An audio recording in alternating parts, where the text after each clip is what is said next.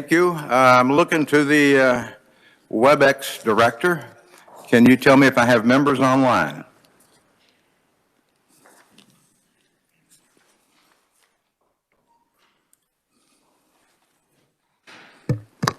Good morning, Mr. Chair. I believe the only person is Adam Thomas, and also Representative Potter just joined the meeting as well. Thank you. First up will be bill introductions from committee members. Yes, Representative Wagner. Thank you, Mr. Chairman. I have a RS number 3006. It's relating to crimes involving controlled substances, replacing the rebuttal presumption with a permissive inference. Thank you. Committee without objection? No objection noted. We've accepted the bill. The chair has two bills to be introduced for a fellow representative in the House. One is 22 RS 2548, which has to do with limiting cost recovery of replacing coal-fired electric generation facilities in rates requiring public utilities to purchase certain electricity generated from coal-fired facilities. Without objection. No objection noted. We will accept the bill. Second bill is 22 RS 2549, establishing electric generation requirements for certain renewable energy resources that provide baseload generation supply to public utilities. Again, without objection, it is accepted. Mike, bill introductions from the audience. Seeing no bill introductions from the audience, bill introductions is closed. Committee will take up a hearing on the House Concurrent Resolution 5027, applying to the Congress of the United States to call a convention of states. The reviser will give us an overview.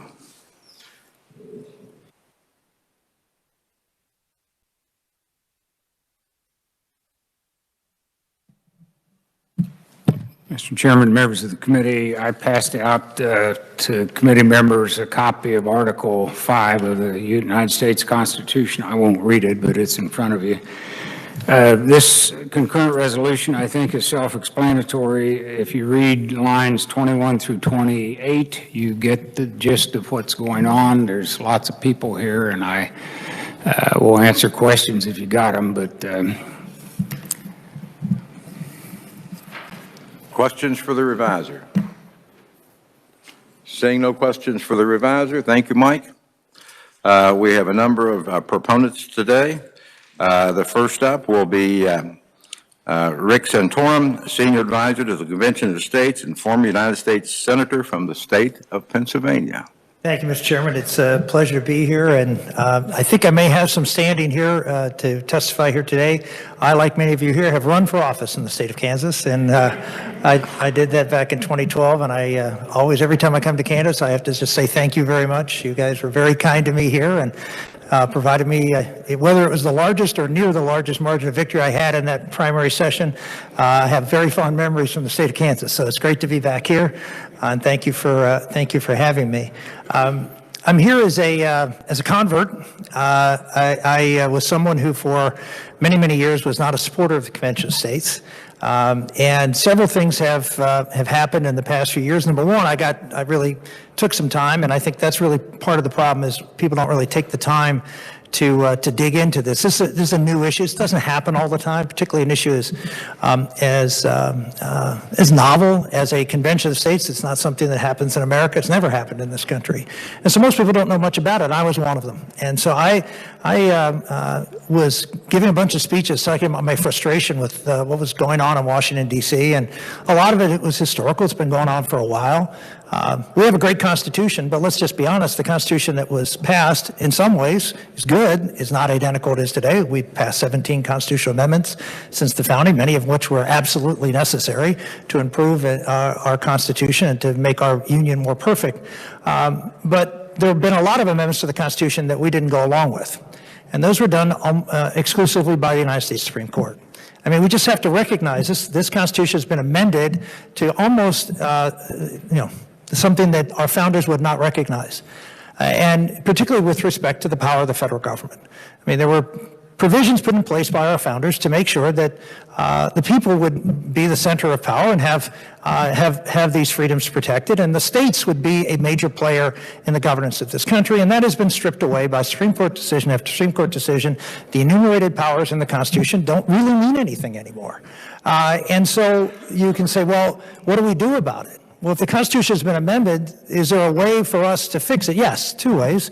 The gentleman laid out Article 5. The founders put in the Constitution a provision that allows for amendments when things went awry in Washington, D.C. And the two ways were for Congress to propose amendments, which they have done periodically, and the second way, which is for the states to propose amendments. It's really important to understand that the Article 5 Convention of States is not a convention to change the Constitution. It's a convention to propose changes to the Constitution, which then you, the states, will ratify or not ratify. So that's an important point that I think people tend to miss sometimes. And the reason that it sort of brought me to this point where I'm up here now going around the country testifying on this is I always saw the constitutional abuse, from my perspective, is something that happened on the left. I mean, if you look at the New Deal court and some of the other court decisions, and you look at what, folks in Washington who have tried to accumulate more power, centralize more power, it's always been on the left, and it's been approved and applauded on the left. You heard Joe Biden the other day talk about how the Constitution is what we say it is, and it can move around, and that was something that was, you live with, and there was always that debate. Fine. But what I saw in the last administration really caused me to make a change. I started hearing Democrats talk about authoritarian president, and that Donald Trump was actually going out there passing things that he knew were unconstitutional. And as someone who's a Republican who supported almost everything that Donald Trump did, I loved the things he did. I didn't like the way he did them. And it bothered me greatly when my colleagues, folks who I served with in the Senate, would applaud him for doing things that clearly were beyond his scope of office. And Democrats would complain about it. Now, they didn't complain when they did it, but that doesn't give us excuse not to complain about it when we did. And so it was that departure where I now see that both sides are so much against each other that they're willing to throw aside process to get what they want. That's a dangerous time in America. It's a dangerous time in this country, where we have rules and procedures in place. We have this framework of a Constitution to protect liberty, and we've now said, nope, our partisan goals are more important than those processes. How do you put that genie back in the bottle? Well, see, I think our founders actually wrote Article 5 for that reason. I think our founders, if they came back today, would look and say, to you, who they gave this power to, why haven't you used it? I mean, is it really not obvious to every single one of you that Washington can't fix itself? Isn't it obvious to all of you that this power accumulation that we're seeing, and now the public is up in arms because of mandates and everything coming from Washington telling you how to live your life, isn't it obvious that that is not going to get better on its own? Isn't it obvious that the Congress has given up its checks and balances and now just sits on the sideline because they're incompetent to do anything and just cheer one side or the other, whoever gets into the presidency, and lets the president run the show? Is this the republic that you want to leave to the next generation? And I would suspect, again, Republicans and Democrats, the answer is no. No. And only one body in this country has the power to do anything about it. And I'm talking to you. Only the state legislatures were given that power. They trusted you. They didn't trust the federal government. They didn't trust the courts. No, the founders trusted you. I don't think there's anything that you will do in your time in the legislature that'll be more important than this. There's nothing. Because this is a chance to get the American public to come together at a convention of states where all states are represented and have a national discussion about what our country should look like. Where should the powers be and who should have them? And have that discussion of how to limit the power of the federal government and return some freedom and responsibility back. And people talk about all sorts of things that could happen. You know what? They talked about that in 1787. And thankfully, we had people of courage who were willing to stand up and say, no, what we have here isn't working. And had the courage to do something that I think is increasingly rare in politics. One of the greatest things that I have seen in my time, and I was in Washington for 16 years and ran for president a couple times, There are very few people of courage who are willing to stand up and do the right thing, even though it may or may not be popular. We have a lack of courage, and the lack of courage is because we are overcome with fear. Everybody I've talked to who's against this, everybody you'll listen to, the first thing they'll say is, I'm afraid this will happen. I'm afraid that will happen. I'm afraid this. Fear. Fear. Thank God those people weren't here in 1789, because we wouldn't be here. You can't be governed by fear. If you don't trust the American people, if you don't trust you know what they're afraid of? When they come up here and they say they're afraid of you. Why? Because you're going to control this process. The state legislatures are the ones who are going to appoint the delegates to this convention. So they're afraid of you. So if you don't vote for this, basically what you're telling me, you don't trust yourself. You don't trust yourself to be able to go there into a convention and actually have a discussion that's worthy of the moment. Our country is deeply divided. Having a national conversation, it will be. We have a national convention. We have a convention of states where all 50 states come together to talk about how to change the Constitution, to limit the power of the federal government. Every kid in high school and college, every kid in grade school will have to learn what the Constitution's about. They aren't now. We're going to have a discussion about what roles and responsibilities are. How exciting is that? How unifying could it be? How necessary is it? I trust you. Not because I know you, but because you've been put in a position to save the republic, and I think you can rise to meet that occasion. Will it be perfect? No, nothing. Does anybody believe the original Constitution was perfect? It was not. No one in this room can raise their hand and say it was perfect. It was not. But it didn't stop us. At a time when this country is fracturing, final point. The only way this country survives is the only way it survived for 200 years, and that is federalism. We have a situation in our country right now where people in Washington believe it's best for them to tell how everybody should live in this country. Now, I know some people like that. Some people want Washington to tell us how to do everything, and that there should only be one standard, everybody should be the same.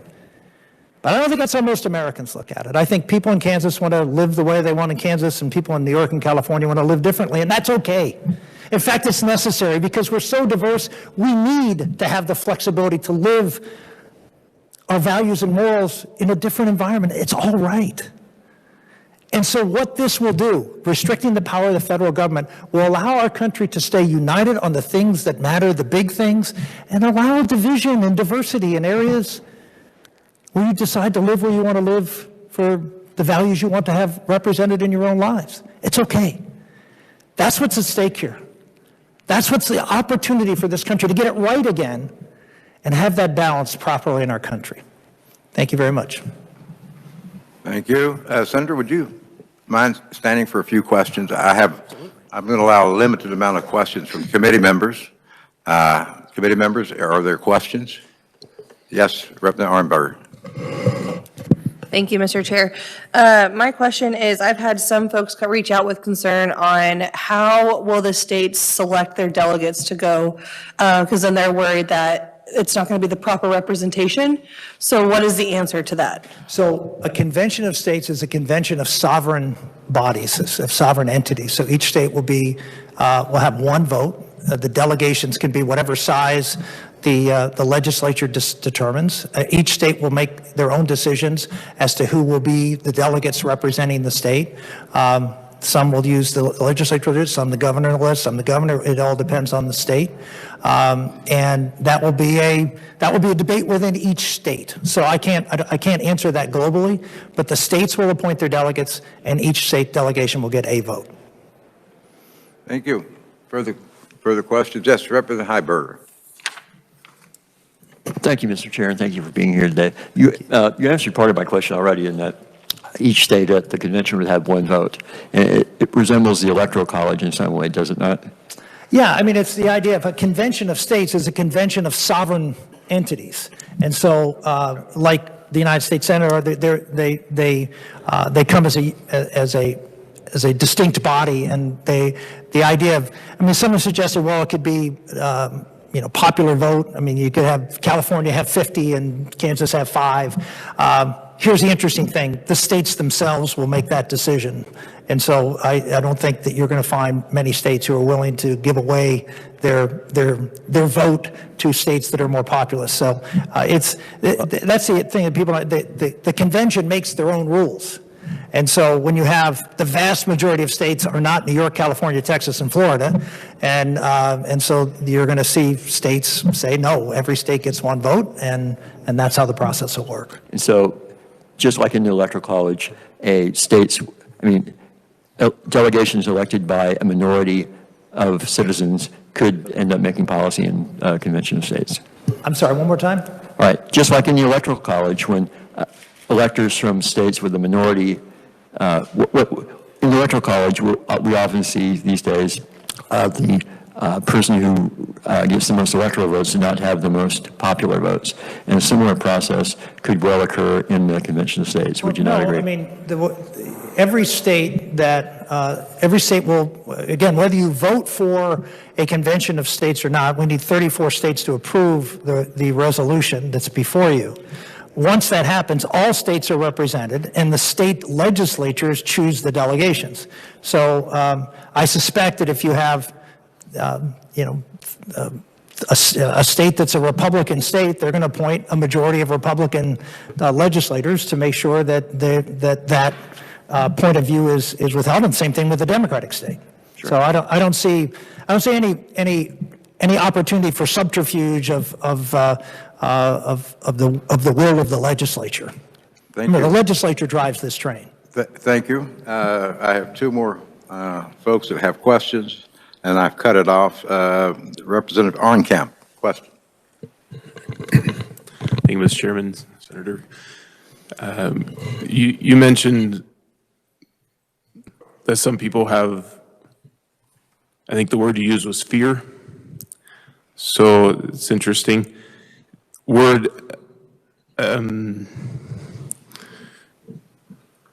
when I look at, back in the 1700s, right, the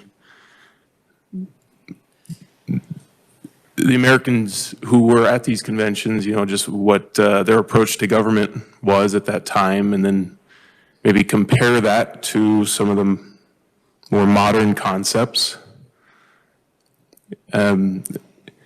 We see back then a certain caliber, a certain understanding of government, the role of government. But today we see, I think, 39 states have expanded Medicaid, right? Expanded the government's involvement in healthcare. Just this week, we had pretty much super majorities in what many claim is a conservative legislature here in Kansas. Our House and our Senate voted to approve over $1 billion giveaway to some unknown business. So we're going to pay them a check out of the state general fund over $1 billion over the next 10 to 15 years from taxpayers' dollars to just some business because they might come to Kansas, or they're going to come to Kansas with a hopeful return of maybe an ROI after these 10 to 15 years. That's kind of the mindset. So, Representative, would you ask the question, please? So when you say fear, what's the difference between fear and also just an understanding of the difference between political mindsets back then to the political mindsets of today? That's a very legitimate question. So here's what I would say. Number one, if you look at the resolution itself, the resolution itself talks, the three provisions that are in the resolution all relate to limiting the power of the federal government. One is just that, limiting the power. Amendments would be eligible that would limit the power. One would be to limit the fiscal restraint and limit terms of federal officials. So the resolution on which the convention is called is limited in nature to those areas. So the idea that some have suggested that this might be used to give the federal government more power would be out of order because it's not within the confines of what the convention was called for. So that's number one. Number two, any amendment that is proposed has to get 26 votes in the convention, and then has to go to 38 states. I mean, you mentioned Medicare expansion. Well, I suspect that you wouldn't have Medicaid expansion, if the federal government wasn't paying 90% of it. right? So that's a very different situation than someone saying, well, I want the federal government to take more of a role in healthcare. The federal government is, in a sense, bribing you to take that. I think that's a very different thing, and I think most members here treat that very differently than what should the role of the federal government be, or what should the role of the state government be. That's actually maybe a point in favor of doing this. You have so much federal coercion right now going on to the states to get them to do things that may not otherwise do. And this is an opportunity to carve that back, to say, you know what, stop bribing us, stop bullying us. Let's put some restraints in place that the federal government gets back more to what the founding principles were as in areas that they should be working in, and not maybe in the area of healthcare so much, or education, or things that under the original Constitution were left to the states. So I think you actually make the point that we need this because you're being bullied by the states right now, by the federal government, to do things that you otherwise wouldn't do. Thank you. Last question, Representative Haswood. Thank you, Mr. Chairman. In case there's additional confusion on impacts of neighboring culture, indigenous presence, I have a really big question on how will this impact tribal sovereignty in a good way, negative way. Can you elaborate more on that? Again, this is not an area of expertise of mine. I'll just say that straight up front. And so I may not be the best person to answer this question. But again, I think I would just go back to what I said before, which is all of these amendments would be offered just like in a legislative body. You have rules, they'd be proposed, they'd be debated, and they'd be voted on. And all aspects of those amendments would be discussed with, and certainly I'm sure there will be representatives there to make sure that the discussion of how it would affect tribal governments would be part of that discussion of what any amendment would do. So I think it goes to the specific nature of the amendment that would be proposed, and if there would be any impact on the Native American community, that would be discussed at the convention. So to say writ large how it would be, I think it would depend on the amendment that's being proposed. Thank you. Thank you, Mr. Chair. Thank you. Thank you. Last question, Senator. Thank you. Next up will be Representative Berquist, the one who brought this House concurrent resolution to us. At this time, we have a number of other proponents. I'm going to limit you to 3 minutes. 3 minutes. Thank you, sir. Thank you, sir. You can cut me off when I'm done, all right? I'll try not to do that. Mr. Chairman and House Fed and State Committee, I appreciate the opportunity to share a few words. My words are mostly not my own. The words that I ascribe to as a young man, a very young man, and those words are from the Declaration of Independence and some from the Constitution. My words are from my heart, my desire to preserve and refine a nation and a system of government, not to destroy. Following the first paragraph of the Declaration of Independence, the words go like this. We hold these truths to be self-evident, that all men are created equal, that they are endowed by their Creator with certain unalienable rights, that among these are life, liberty, and the pursuit of happiness. That to secure these rights, governments are instituted among men, deriving their just powers from the consent of the governed. That whenever any form of government becomes destructive of these ends, it is the right of the people to alter or to abolish it, instituting new government, laying its foundation in such principles, and organizing its power in such form as to them shall seem most likely to affect their safety and happiness. Prudence indeed shall dictate that governments long established should not be changed for light and transient causes. And accordingly, all experience has shown that mankind is more disposed to suffer while evils are sufferable than to alter the forms to which they've become accustomed. But when a long train of abuses and usurpations, deriving invariably the same object, events are designed to reduce them under absolute despotism, it is their right, it is their duty to throw off such government and organize new forms for their future security.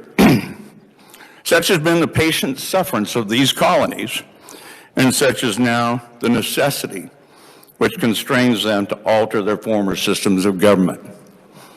Alter is the key word. This Declaration and this Constitution we all swore to uphold and protect, along with its articles and its amendments, are established to preserve freedom and civil government for ours and generations to come. Thank you for your consideration and this debate of Article 5 and the Convention of States. I hope that for generations to come, we will have preserved by good debate, by good convention, and by good government to honor our Lord. Thank you very much. Thank you. And Representative Yu, we remain in the area. At the conclusion of the other conferees, we'll have questions. Thank you, sir. Thank you. Next up, we're honored to have a senator from the state of Kansas, Senator Steffes. Welcome to the House, Fed and State. Thank you very much. I appreciate the opportunity to be here. I'm grateful to get to speak to this fine body of representatives. I am here in support of House Resolution 5027. It's very near and dear to my heart. I've been very fortunate to become the steward of a farm and ranch in southern Kingman County. And on that ranch land, buffalo used to roam in infinite numbers. I, to this day, have buffalo wallows where the big bulls used to dust themselves in the summers. We found skulls of buffaloes from centuries gone by. And I think of a lone bull buffalo standing on our Kansas grass prairie, and it's been through battles. It has scars. It has healed scars, and it has open scars. And there's wolves circling it and tearing it down from the exterior. But within the inside, that bull is sick as well. And the analogy is that our federal government has a sickness inside of it.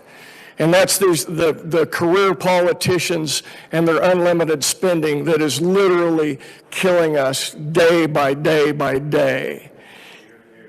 It is hard. It is hard to stand up and do the right thing. It's particularly hard to stand up and do the right thing before everybody else knows. I have those battle scars to prove it. But as I get those battle scars, my heart soars to pursue the truth and pursue what's right and to try to save the greatest nation in the history of mankind is a noble cause. And this resolution has the opportunity to do that. And I encourage you all to let your heart soar and be bold. Bold as a lion, answering only to God. Thank you. Thank you. And Senator, again, I would ask you, that's not appropriate in a committee room. It's not appropriate in a courtroom, and I will not allow it. Everyone has an opinion. There may be some for this and some against it, but we will not show that in this committee room. Thank you. We have a number of other proponents. I would like to call Angela Cushing. Ms. Cushing, if you'd come forward. Again, if you'll watch my vice chair, she'll give you the signal. You're given 3 minutes, and thank you for coming here today, and welcome to Federal and State Affairs. Thank you for allowing me to come in. Can you hear me okay? He'll turn the microphone on for you. I'm sorry. There's a button there. Okay, all right. Thank you for having me in here today. I spent the year of 2021 traveling Kansas, Nebraska, and Missouri, informing people of a national heritage area that was going in Kansas, Nebraska, and one that was already there and has been there for 15 years in southeast Kansas. To my astonishment, nobody knew. And our Freedom of Information requests show that that was deliberate. For 5 years, they courted our congressmen, lobbied against the people without their knowledge that their private property was going into a national heritage area. What a national heritage area is federal jurisdiction. And federal jurisdiction comes in many forms, wildlife parks, preserves, whatever. The point is federal jurisdiction. And the reason that federal jurisdiction goes in is for a federal land management plan. This is Freedom's Frontier Federal Land Management Plan for Southeast Kansas. This is all about preservation of private property that no private landowner had any idea that was there. 19 million acres encompasses this. Once that jurisdiction is established, then it becomes implementation. Implementation is used by any means necessary, depending on the political leanings, depending on the favor of the courts, and depending on what federal offices are the strongest in the area. It's probably no coincidence that on Freedom's Frontier National Heritage Area website is this map. This is an endangered species map. This is probably one of the mechanisms that they're going to use to enforce this federal land management plan. We haven't seen much of it yet, and probably won't until Senate Bill 1942 gets passed. That is legislation that funds these indefinitely and gives that control of these land management plans directly to the Department of Interior, the same Department of Interior that's been tasked to implement 30 by 30. We have been traveling all over these states asking county commissioners to pass resolutions. 50 counties have passed resolutions saying they do not want their county in a national heritage area. Yet, they're still going in. They're still active. They're still there. They're still lobbying Congress. The only way to end this completely and permanently is for an amendment that confines the use of land management plans of the federal government on private and state lands. So I ask you to please consider Convention of States application and pass it. Thank you. Thank you, ma'am. If you would remain in the area, at the conclusion, there may be questions. Thank you for coming here today. Next up, Mr. Lynn Mcallister. Good morning, sir. And welcome to House Veterans State Affairs. Well, thank you. And I'm glad to be here. And I am in favor of Convention of the States. There are many reasons why we could call a convention. I'm going to look at one today and explain my point, and I'm carrying a battle scar that's mentioned. It's executive orders. That's been in abuse from president to president, and it continues to increase in strength. We're now, rather than being a constitutional republic, we represent more a dictatorship. Before I go any further, I want to thank you all for passing the special hearing bill HB 2001, for I've put that into application with my place of employment, which would be Tyson Fresh Meats in Emporia, Kansas. You passed that after much deliberation, debate, discussion, which would be similar to what a convention of states would do if you were to pass convention of states. It would be exactly what you do. You've already done it. You have the experience. You have the folks here that are experienced to do that. Joe Biden, in July of 2021, mandated a vaccine mandate for all companies with more than 100 employees. Well, at Tyson Fresh Meats, that's what we have. We have well over 100 in Emporia. So, in July, he does that. In August of that year, Tyson mandated a vaccine policy that all team members, as they call us, would be fully vaccinated by November 1. They said they were going to take religious and medical exemptions, which they did, but none of the medical exemptions were accepted. My religious exemption had two options. Option number one, go on an unpaid, no limit leave of absence or termination. I didn't call that a reasonable accommodation or exemption. So I could go further with how that all happened, but I'm going to end with this. In 1964, Ronald Reagan gave a speech called A Time for Choosing. And here's part of the speech. The Founding Fathers knew a government can't control economy without controlling the people. They knew that a government, when it sets out to do that, must use force, coercion to achieve its purpose, so we have come to a time of choosing. You and I are told we must choose between left or right, but I suggest that there's only up or down. The maxim of individual freedom consistent with order, or down to an ant heap of totalitarianism. And in his speech, he quoted James Madison. We base all of mankind on self-government. This idea that government was beholden to people, that it had no other source of power, is still the newest and most unique in the long history of man's relationship to man. Thank you, sir. I've gave you an extra 30 seconds. Okay, thank you. Please pass Convention of States. Thank you, sir. Next up is Barbara Norman. Ms. Norman here. Good morning, ma'am. Welcome to Federal and State Affairs. Oh, thank you so much. I'm absolutely thrilled to be here. It's the most beautiful Capitol.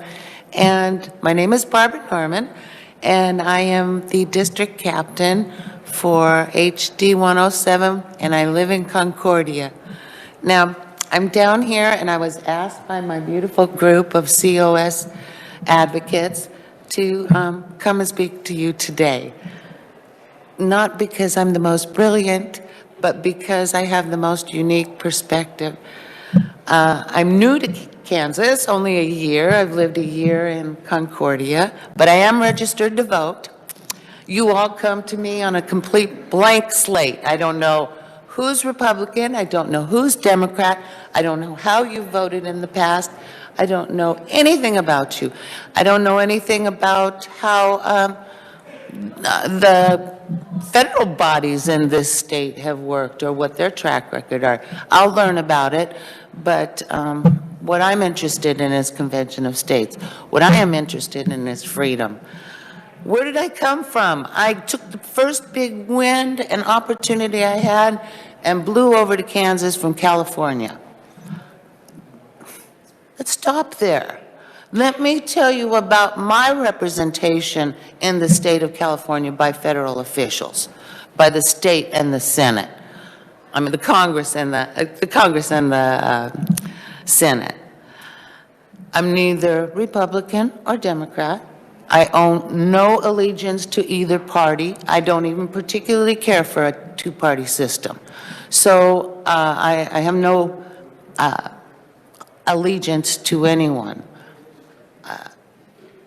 Let me tell you who has been representing me. Nancy Pelosi, Barbara Feinstein, Eric Swalwell,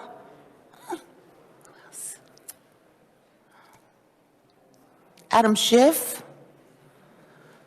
Cory Booker, and last but not least, my particular jurisdictional U.S. Senator, and for a little while, Attorney General for the state of California, is our current Vice President.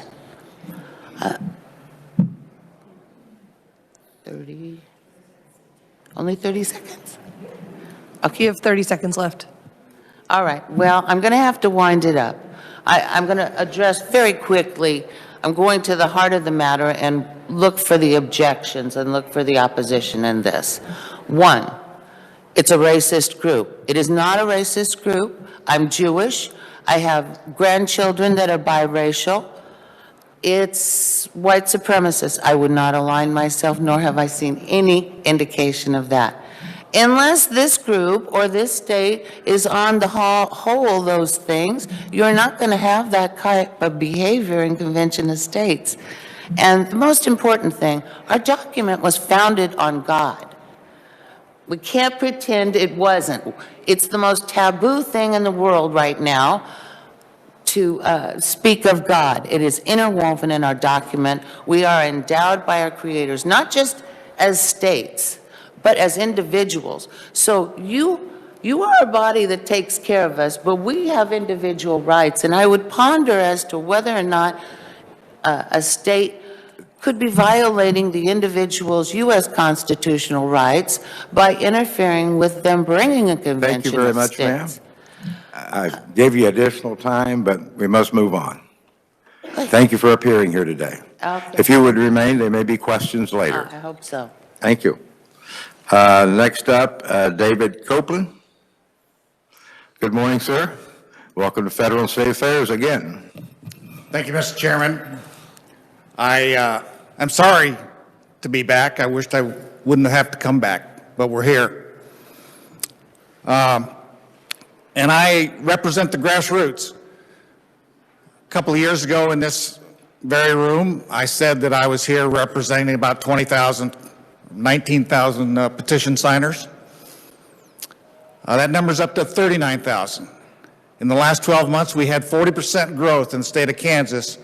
People who want to get involved, they've seen what's going on, and they're looking at us, they're looking at you.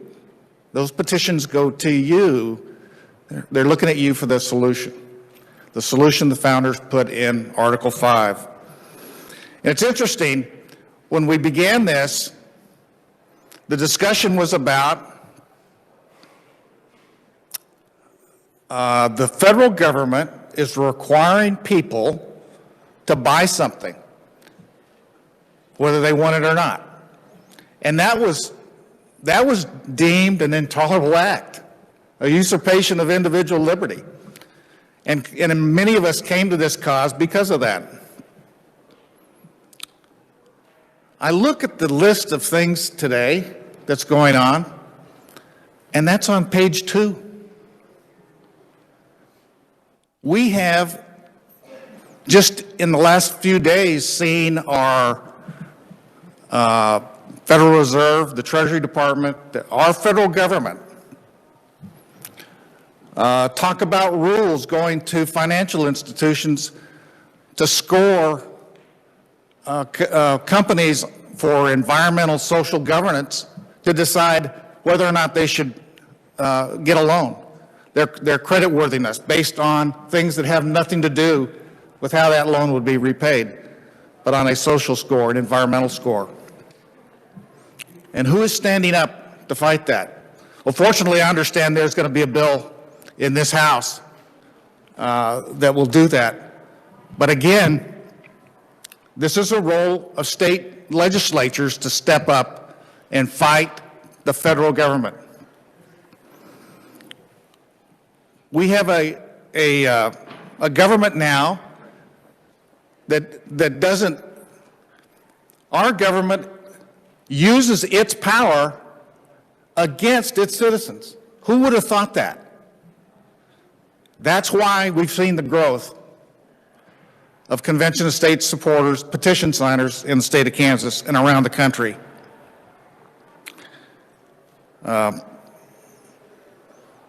And the last thing is, there was hints of corruption years ago when we started. Today it's naked. Today it's right out there. And there's a justice system. Our Justice Department doesn't want to tackle both sides of corruption. So we've got to put an end to that. And like my friends have said here before me, the founders gave you that role. And I thank you for stepping up and being willing to hear us and take action. Thank you, sir. Would you remain? Yes, sir. I'm going to go to questions now.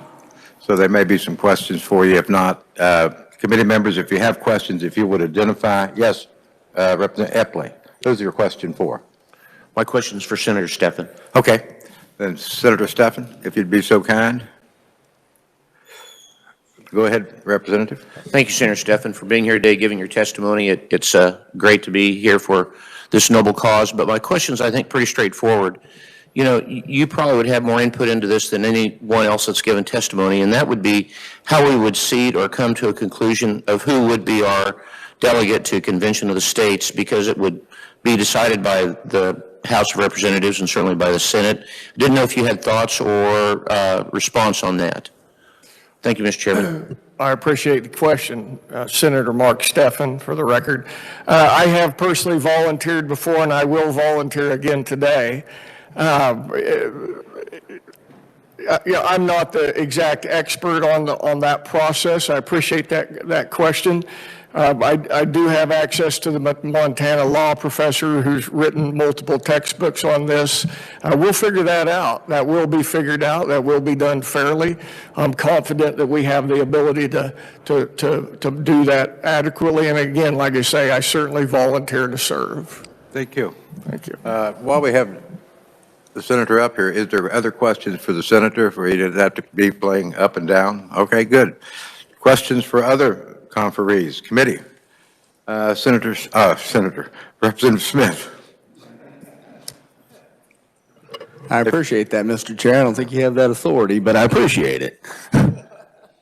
My question is for Mr. Copeland.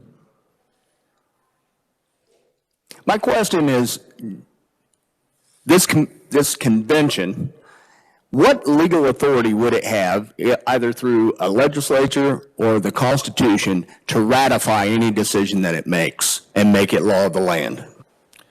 That's a softball question. It has absolutely no authority except to propose amendments, just as Article 5 says. No more authority than Congress can propose amendments. In each case, it takes ratification by 38 states to make any change to the Constitution. I asked that softball question because of comments made earlier, fear of what they might be able to propose and complete at this convention. And I want it to be clear in that testimony. So I thank you for that. Well, if I could add one thing about fear. Courage is not an absence of fear. Courage is acting in spite of your fear. And that's what we need from this body and the one across the hall. Thank you. Thank sir. you. Other questions? I have Representative Howe. You have a question? Thank you, Mr. Chairman. My question is for Senator Santorum. Senator, thank you for coming to Kansas. We appreciate your participation in today's hearing. Could you comment a little bit about your personal experience of when you came into Congress, what the federal debt was, and when you left? And also, are executive orders a problem to any one party, or is it a problem no matter who is in the executive branch? Well, I actually served in the United States Senate when we had a balanced budget in the last years of the Clinton administration, and we were on actually a path. We actually came in, one of the first votes I cast when I came to the Senate was on a balanced budget amendment. People may forget, back in 1995, it actually passed the House of Representatives, got Democratic support, and in the Senate, we had 13 Democratic senators at the time willing to vote for a balanced budget amendment to the Constitution, and it failed because one Republican at the last minute switched his vote. So there was an effort at the time, back in the 90s, both Democrats and Republicans, to get our fiscal house in order. That has just left Washington. Nobody even talks about it in either side. And one of the reasons, I said I've sort of made this metamorphosis of coming in out in support of this thing. One of the reasons is we've completely lost our fiscal sanity, and it's a bipartisan issue. If it was just one side, I'd say, okay, well, get in there, keep fighting. But both sides have lost all fiscal discipline at this point, and case in point, we're now buying off states to get them to do what we want and throwing money everywhere, and that has to stop, or the end is fairly certain. Your second half of the question, I'm sorry, was? Yes, Senator. Regarding executive orders, in your experience, is it a problem limited to any particular party, or is We've always had executive orders, and executive orders, as you know, were there to clarify laws that Congress passed and the President authored, and do things consistent with the legislation. And what's happened most dramatically over the last 3 administrations is that now they see the ability to author executive orders that are inconsistent with what Congress, the law is and what Congress's intent is, and in many cases, what Congress recently voted on. In the case of, I remember President Obama with DACA. I mean, the House and Senate voted those things down, and the President went ahead and issued an executive order. So it's hard to say that executive orders are what they were intended to be, which is to take care of situations that change after laws have passed in order to make them work consistent with what the intent of the Congress was. And now we have, again, both sides out there using authority that they do not have, and you have a Congress, which is the most important thing, is that Congress has become so feckless they're afraid to do anything. So they simply just cheer on the executive when they get in power. And you can say, well, that's good and bad, but the bad thing is every 4 years or every 8 years, we see this radical change in how our government, we don't have consistency of laws. We have one day, you have the waters of the U.S., the next day you don't. And there's just, you can't live this way. I mean, businesses, our country is, stability is an important part. Stability of law is an important part. And we're losing that. And again, I wish there was another way. I wish I wasn't up here. This is a big step, but it's the step that our founders put in place that in case of emergency, break glass and pull this and give it a shot. Thank you, Senator, for sharing your testimony. Thank you. I have two more questions from members. Representative Clayton. Question, who directed to who? Thank you, Mr. Chair. This question could be for any of the proponents or it could be for staff. I just want to be refreshed as to how many states need to pass this in order for this to occur, and then how many already have. So I'd like to know just how close we are. So whoever could take Senator, that. would you? Since I'm close, you need 34 states to pass it under Article 5. You need 2/3 of the states to pass a resolution and under Article 5.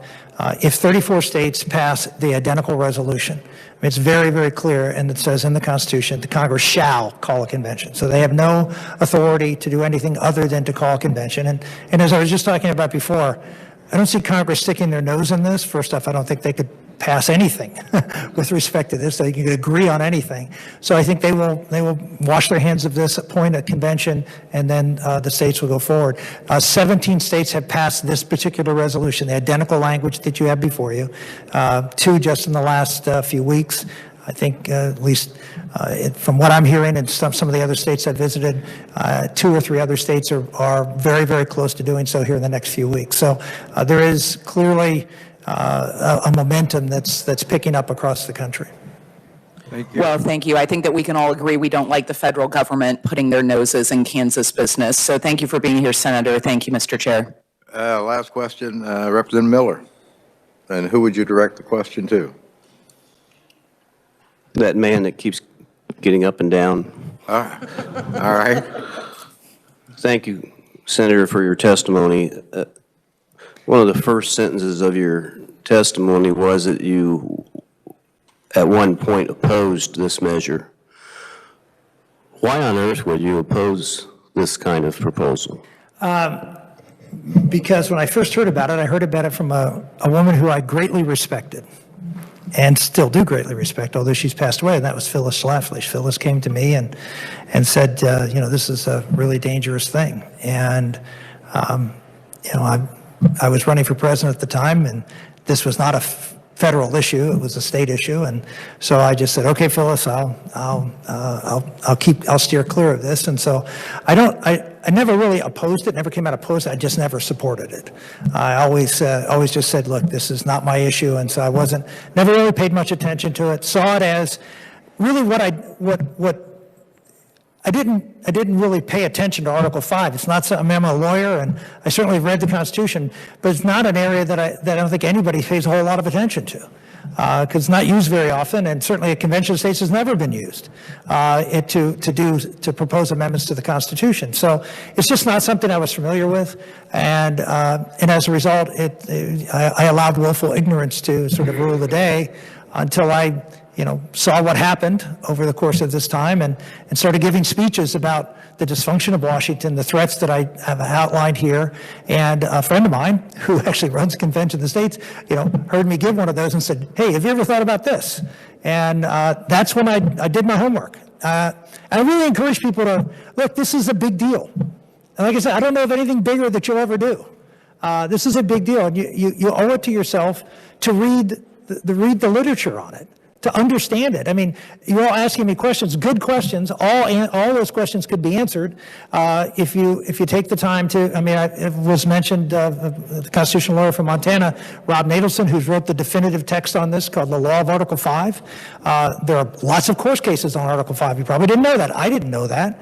We've had conventions of states in this country, not to propose constitutional amendments, but other conventions of states, 40 of them. And there are laws in place. When I say laws, there's Supreme Court law in place to govern these types of events. And again, most members, and again, I say that because I'm guilty of it, haven't taken the time to look at it. And I think if you do, and you look at it honestly and openly, you'll see that there are plenty of guardrails there. And if any argument could be made against doing this, in my opinion, the argument is that it's likely not to result in very much because it's really hard to do. Amending the Constitution is hard to do. And it should be hard to do. And so the founders put very high bars in place to get 34 states to get resolutions through. That's hard.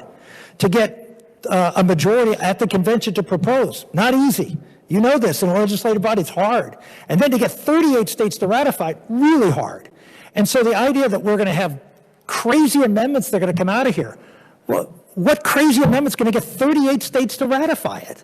I mean, you can't get 38 states to agree to anything. So the idea of runaway conventions and terrible things and fear of all these horrible things, where is that coming from? Where do you see that anywhere in this country? I mean, just man up or woman up or whatever up and look at and realize this is really hard and it's going to take consensus and it's going to take the country having to have a debate and come together. And what's wrong with that? I mean, yeah, nothing may happen except this. You actually did it. You actually called a convention. You actually fired a shot across the bow of Congress and said, you know what? We did this. Maybe nothing happened, but you know what? Now we're not afraid to do it again. Now we're not afraid to do it when you guys really start moving more farther. So, nothing to fear but fear itself. The reality is there's nothing to fear here. There really isn't, because this country doesn't get things done easily anywhere. And so don't expect it to get done when you have high bars like 34 and 38 to get out of 50 to get things done. Thank you for that. And I'm doing just what you asked us to do. I'm reading. Part of the problem is the more I read, the more diversity of opinion I run across. This guy says it's black, he's an expert. This guy says it's white, he's supposedly an expert. It really is an exciting proposition, and that's why I'm doing so much reading, is I am excited about what could happen. I'm just really struggling to sort out. That's a great, thank you for saying that, because there are people who are, quote, experts. I mean, constitutional lawyers, some are not, but some are constitutional lawyers. And I would just say always check the credentials with the people you're reading, because that has something to do with it. But the other thing that's, you're legislators. I mean, we have to read the case law, and we have to read, quote, the experts. But you don't make decisions just on what the experts say, right? I mean, you make decisions on what you see and what you realize. While I've got you, yeah, in my attempt to understand, and what I was just reading a short time ago was about the meeting in Philadelphia in 1787. Can you distinguish what happened then versus what's being proposed now? Well, that was a constitutional convention. This is a convention of states governed by the Constitution. So there was a convention called to review the Articles of Confederation. It fell apart, didn't work. So the states came together and called a convention to draft a new constitution. The Congress went along with it subsequently to confirm that they were in favor of this. But it was a constitutional convention to rewrite the Constitution. This is a limited purpose convention of states to propose amendments to the existing Constitution under the rubric of this Constitution, which is 38 states having to approve this. So in order to accomplish... Representative, I'm going to stop you there. You can continue this conversation at the conclusion. I'm just trying to figure out why we're not doing that and actually getting something done as opposed to... And I appreciate that, but I've also got a time rule, and I need to get the opponents in.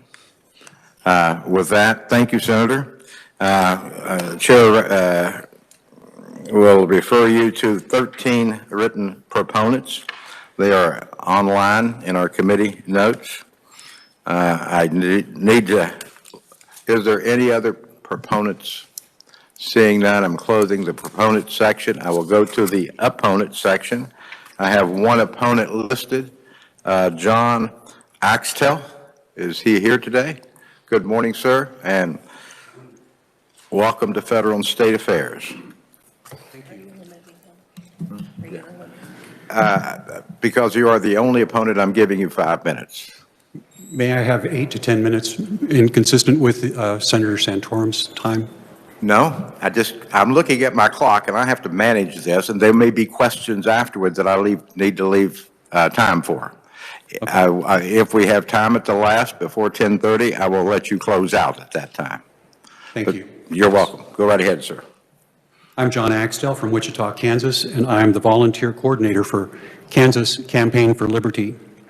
Honorable Chairman, members of the House Fed and State Affairs Committee, I oppose H.R. 5027 for several reasons. First of all, nothing about Article 5 guarantees a safe convention. If we read the history where George Mason is noted as saying that he, quote, would sooner chop off his right hand than put it to the Constitution as it stands now, end quote, and that should his disagreements with the current Constitution not be addressed, then, quote, his wish would then be to bring the whole subject before another convention, end quote. He clearly did not like the Constitution. He did not sign the Constitution, and he clearly expressed his interest in throwing a runaway convention based on Article 5 in order to throw out that Constitution. As an anti-federalist, that was his intention. James Madison wrote, following this logic and this expressing concerns about Mr. Mason's sentiments, he wrote in a letter to Jefferson that, quote, if a second convention should be formed, it will be easy for those who have latent views of disunion to carry them on under the mask of contending for alterations. A runaway convention under the mask of contending for just amendments. The Convention of States also has on its own board a Professor Robbie George, who has helped prepare a dangerous alternate constitution. His constitution replaces the Second Amendment with the following, quote, neither the states nor the United States shall make or enforce any law infringing the right to keep and bear arms of the sort ordinarily used for self-defense or recreational purposes, provided that states and the United States, in places subject to its general regulatory authority, may enact and enforce reasonable regulations on the bearing of arms and the keeping of arms by persons determined with due process to be dangerous to themselves or others. The Second Amendment was written so that sovereign states and free people could defend themselves against a federal government that's gone out of control, even to the point of being tyrannical. And this is defending themselves against a federal government that they created and therefore have not only the right but the duty to control. This substitute Second Amendment might save your squirrel rifle and your rights to use it. Now, the actions, I want to make one more point, and that is the actions of the leading proponents of this resolution provide proof that this process cannot be trusted. Last year in the Senate committee, hearing a similar resolution, where, as we all know, the Kansas Constitution requires a 2/3 supermajority to pass this resolution, and that needs to be in both chambers. I heard the lead proponent virtually demand that the legislature violate this constitutional requirement and declare this resolution passed with a simple majority. And he did that, demanded that they violate an oath that they swore under God to support the Kansas Constitution. Now, to justify his scheme, he pointed to legal opinion that said it was okay with the federal government, which, by the way, is the problem, for our legislature to ignore their state constitution because the Convention of States process, quote, cannot be constrained by the people of Kansas, end quote. So this person proposes to fix, quote unquote, the federal government by ignoring our state constitution, just because the feds say it's okay to do so. This willingness to brazenly violate the Kansas Constitution in a desperate attempt to pass their resolution is proof that no rules, not even the Constitution itself, will be honored at an Article 5 constitutional convention. This willingness to break the law is the problem. It is the cause of our nation's ills. So in conclusion, we must enforce the Constitution if we want to solve our nation's problems and reduce the size of our federal government. Proposed new amendments are not only unnecessary, but they are dangerous. And I agree with the proponents of the Convention of States that this Convention of States process, quote, cannot be constrained by the people of Kansas, end quote. I urge you to vote against HCR 5027, and thank you for your consideration of my testimony. Thank you, sir. And questions? I have a question with Representative Smith, please. Thank you, Mr. Chair. Thank you, Mr. Axel, for your testimony. I do find it interesting that you choose two men, founders of our Constitution, to point out the faults of Article 5, when we know that George Mason was the one who first suggested that Article 5 include this language that included the states, and then James Madison in Federalist 43 stated, the Constitution equally enables the general and the state governments to originate the amendment of errors as they may be pointed out by the experience on one side or on the other. Can you explain why they have a different opinion in those writings than what you picked to give us there at the very beginning? What caused that change? No, there's no change. It's just two different viewpoints. See, George Mason, Colonel Mason, was an anti-federalist. And his cohort from Virginia, Patrick Henry, actually went home. He didn't stick around. George Mason did not sign the Constitution, but his words are very clear that he would rather have his right arm chopped off than to have it be applied to signing the Constitution.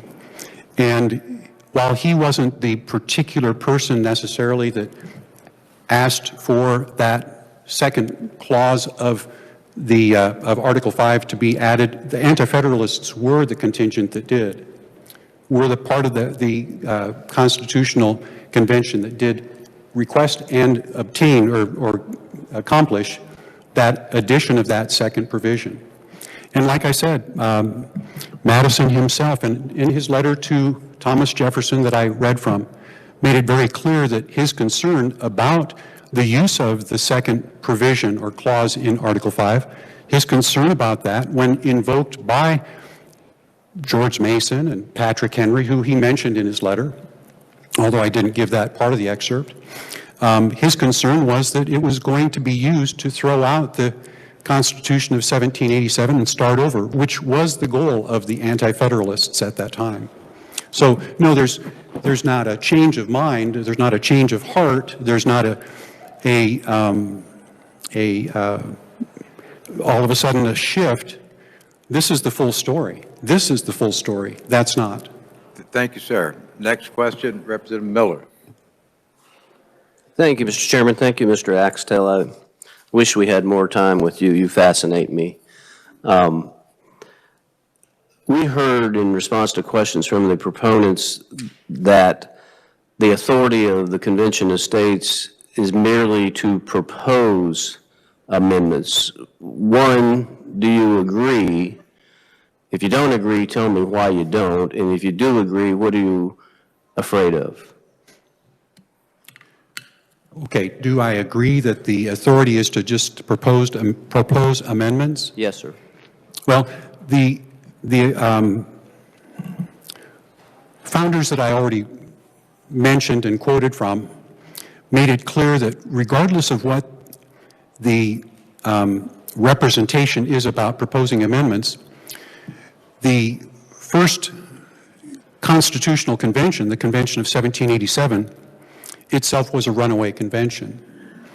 It began by having these delegates sent to amend the Articles of Confederation, and that amendment process, or excuse me, propose amendments to the Articles of Confederation, and that amendment process was supposed to subsequently be followed up by all 13 states being required to ratify those amendments. And the first thing that happened was that they changed the ratification process from a unanimous agreement to 9 states being required. So the precedent for a runaway convention had already been set. The founders invoked the Declaration of Independence in saying that the supreme governing principles of our nation are in the Declaration of Independence, and that if we feel bound by the provisions of the convention under which these delegates were sent to the convention, we have not only a right but a duty to throw those bounds off of our shoulders and do what we feel needs to be done. And that was the runaway convention, which was the Convention of 1787. And so that is the precedent that would easily cause people to, that they would again invoke to once again have a runaway convention, even though the Article 5 says that it's for the purpose of proposing amendments. Now, I'm not going to argue with James Madison, who in his letter to Thomas Jefferson said they are going to argue for proposed amendments, but then they're going to throw out the Constitution. That's what he said. Thank you. Thank you. Well, I'm disappointed you did not answer my question, so everybody here and those watching would know your answer. I will talk to you because we're constrained by time. I will talk to you after the meeting to try to get an answer to the question that I asked. Thank you, Mr. Chairman. Thank you. I'd be glad to try again. I thought I did answer the question. Okay. And Well, that is the founder's answer to the question. Mr. Axtell, in fairness, I'm going to give you the last 2 minutes to make any statements that you want, and you may want to answer that question or any other statements you may have. To be fair to you, I want to give you the same amount of time. So you're on the clock for the next 2 minutes. Please, anything you want to use in summation. You know, I've heard about fear, and I'm sad because I am very fond of many of the proponents. We've worked in the trenches, in grassroots, together for liberty, for our freedoms, and I find it really interesting that they would throw fear into the equation here. I'm a person, I swam a rapids. I tackled a small-time thief with my own hands and carried him on my shoulders to the sheriff or whatever that was coming to get him. I worked in what we then called a ghetto school doing my student teaching. And I can go on and on and on, but 6 years ago I was thrown against the wall here in the state capitol by a convention of state supporter. And yet I'm back. I'm still here.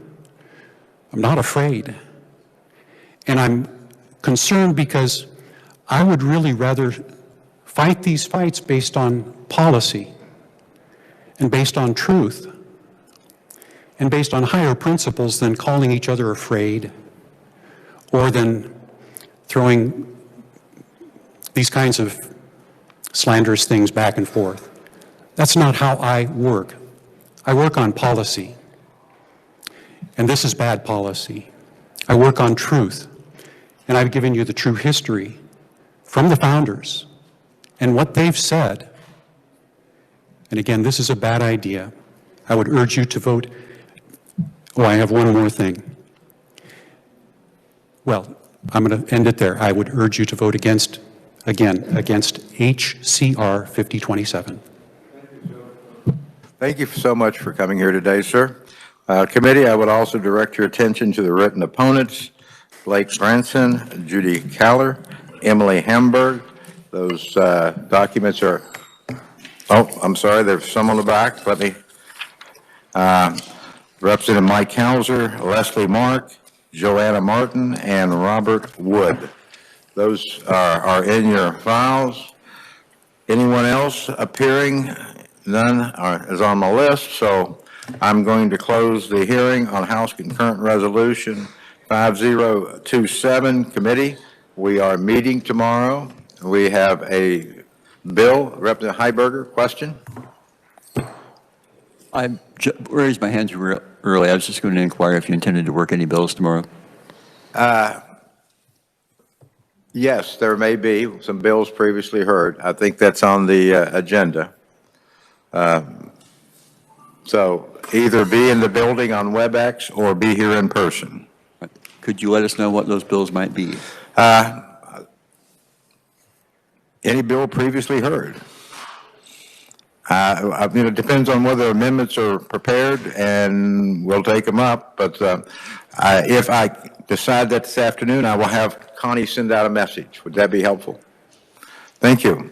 Anything else for the good of the committee? We are adjourned.